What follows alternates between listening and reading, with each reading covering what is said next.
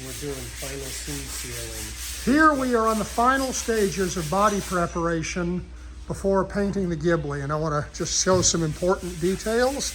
Right at this moment, the painting techs are doing application of seam sealer.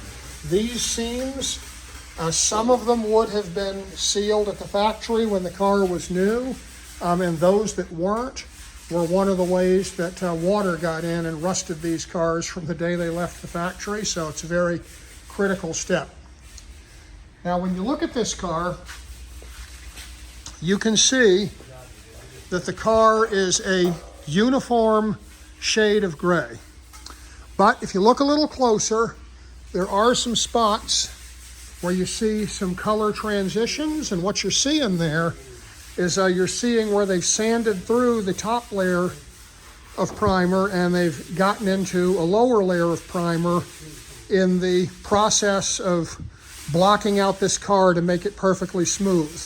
And when you see that it comes out as a uniform color like this, you know that the car doesn't have any ripples, it doesn't have any high spots. Now, one thing that is really important in restoration of this quality is that we paint the metal and not paint a thick coat of Bondo filler.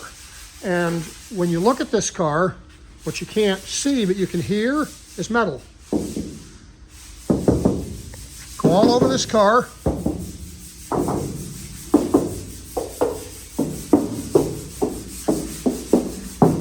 Everywhere we tap it, we find the ring of metal, not the thump of filler. And some of those areas down low, when you heard a different pitch to the sound, that's because I was tapping where structural panels meet on the inside, and that kind of mutes it. In restoring the bolt-on panels, when we look on the inside here, you see here that you see the edges where the door skin folded over the inner door panel. So this is not filled with filler. And I can't hold this door up to the car right now, but before we got to this point, these doors were put on the car, and this curve here was shaped to exactly match the curve of the vehicle. And at the same time, they cut the curve and shaped the metal back here so that that was an exact fit. So before any paint goes on this car, these doors are perfectly fitted to the vehicle. And that is it's a really, really important step. So that's what those look like. And here's the car from the front.